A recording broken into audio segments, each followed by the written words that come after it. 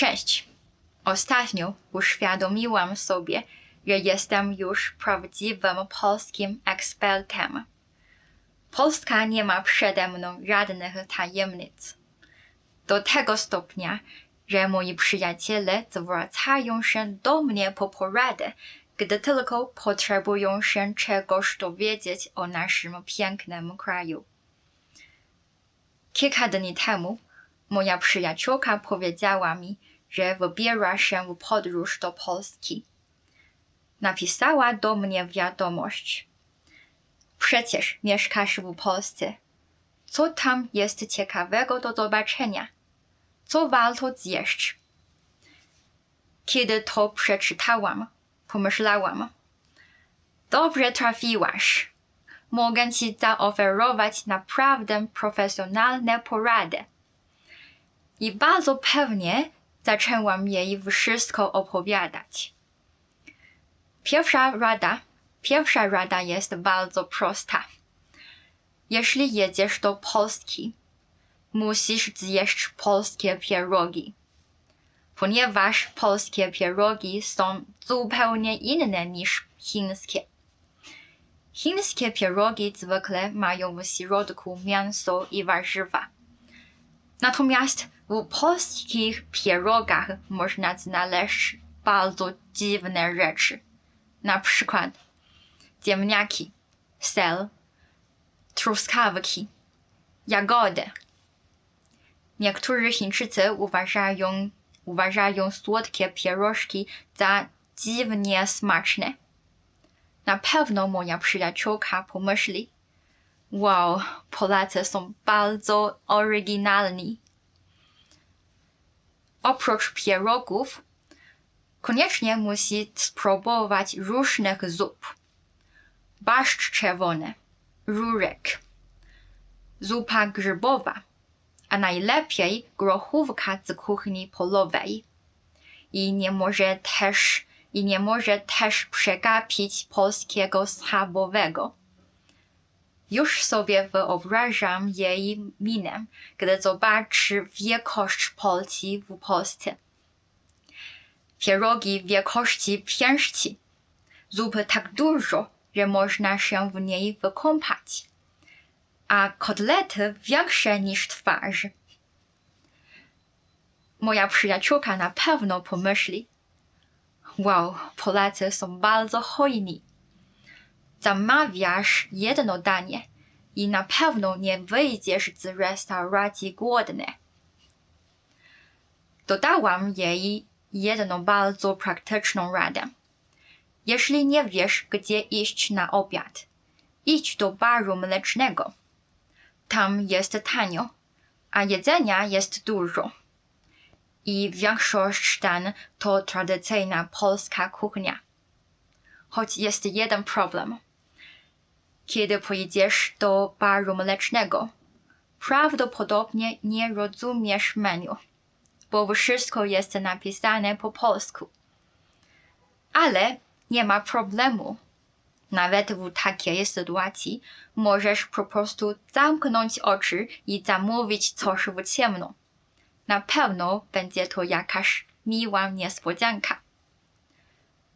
Później, kiedy po wizycie w Polsce, moja przyjaciółka narzekała. Dlaczego w Warszawie jest tak drogo?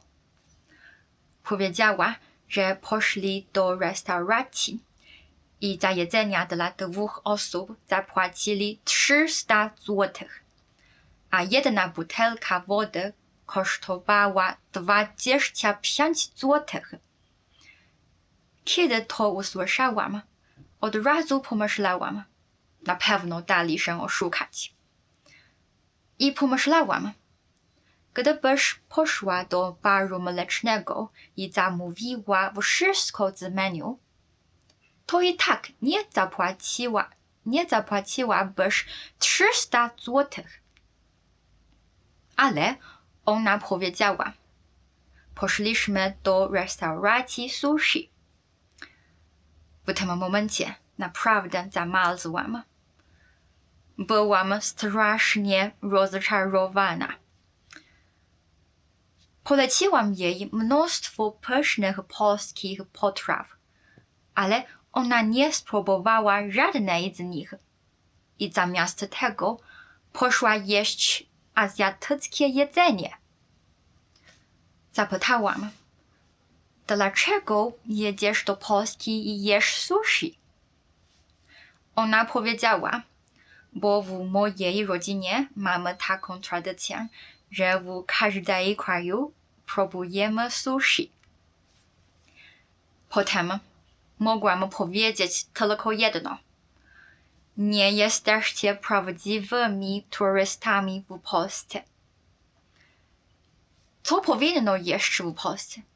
Pierogi, nie sushi.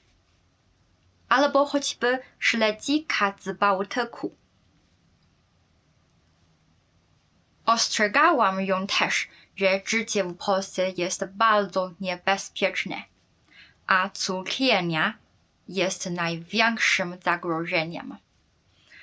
Bo kiedy wychodzisz do cukierni, zawsze chcesz spróbować czegoś nowego. I prawie zawsze kupujesz kawałek ciasta, a nawet 2. Moim zdaniem, polskie cukiernie to zupełnie inny świat. Nieporównywalny z żadnym innym miejscem na świecie. Jest ogromny wybór i wszystko jest po prostu bardzo pyszne. Moim ulubionym ciastem jest czarny las z wiśniami, a mój mąż najlepiej lubi miodownik. Poza jedzeniem poleciłam jej jeszcze jedną rzecz. Musisz odwiedzić muzea.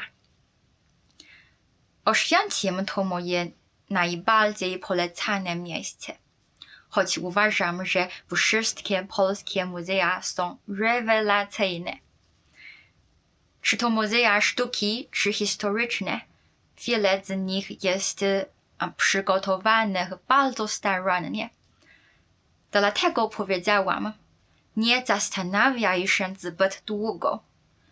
Po prostu wybierz temat, który cię interesuje i wejdź do środka. Na pewno dowiesz się wielu ciekawych rzeczy. Ale w końcu moja przyjaciółka nie pojechała do Oświęcimia. Powiedziała, że to miejsce jest zbyt ciężkie i wolała zwiedzić Polskę w bardziej lekkiej atmosferze. Zamiast tego odwiedziła Uniwersytet Warszawski. Była bardzo zadowolona. Powiedziała, myślę, że Polacy są bardzo dobrzy z matematyki. Odkryłam, że Banach był Polakiem. Usłyszałam to i się zaśmiałam. Powiedziałam, tak, to prawda. Kiedy ja pierwszy raz dowiedziałam się, że Banach był Polakiem, też byłam bardzo zaskoczona, że Polska wydała na świat tak wybitnego matematyka. Na koniec dałam jej jeszcze jedną bardzo życiową radę. Jeśli chcesz coś kupić, idź do supermarketu i zapamiętaj tylko jeden znak – czerwona biedronka. Jeśli się zgubisz w Polsce, wcale nie musisz się martwić, bo po chwili na pewno zobaczysz biedronkę. Właśnie dlatego mam wrażenie, że Polska jest bardzo wygodnym miejscem.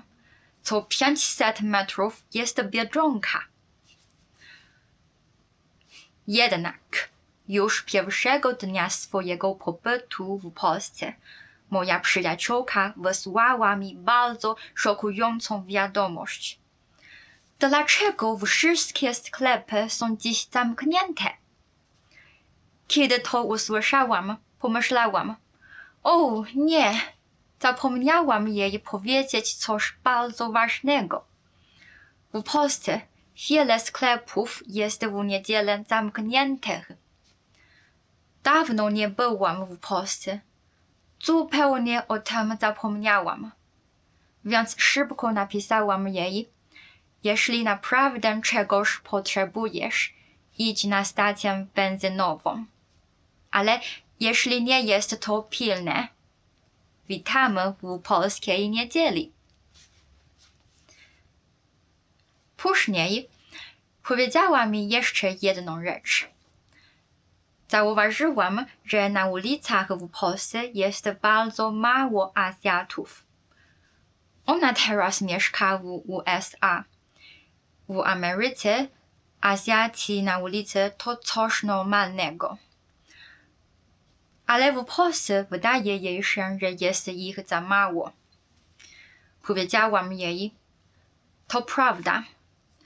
W Polsce Chińczyków jest na pewno mniej niż w Ameryce. Ale w Warszawie jest ich całkiem sporo. I jest też dużo chińskich studentów. I Warszawa jest dziś bardzo międzynarodowym miastem. Również dla wielu Chińczyków to bardzo atrakcyjne miejsce. Cała sytuacja ta z moją przyjaciółką wydaje mi się bardzo ciekawa. Nie mieszkałam w Polsce zbyt długo, ale już wiem o Polsce więcej niż większość Chińczyków. Mogę nawet jak ekspert dawać innym poradę. I to sprawia, że czuję się bardzo dumna. Zaledwie kilka lat temu prawie nic nie wiedziałam o Polsce. Ale teraz ja sama opowiadam innym o polskim jedzeniu, miastach i supermarketach. Jak myślicie, czy mogę już choć trochę nazywać się Polką? Czy wy też udzielilibyście podobnych rad chińskim turystom? Dajcie znać w komentarzach. Dobra, dziękuję za obejrzenie dzisiejszego filmu. Do zobaczenia następnym razem. Pa!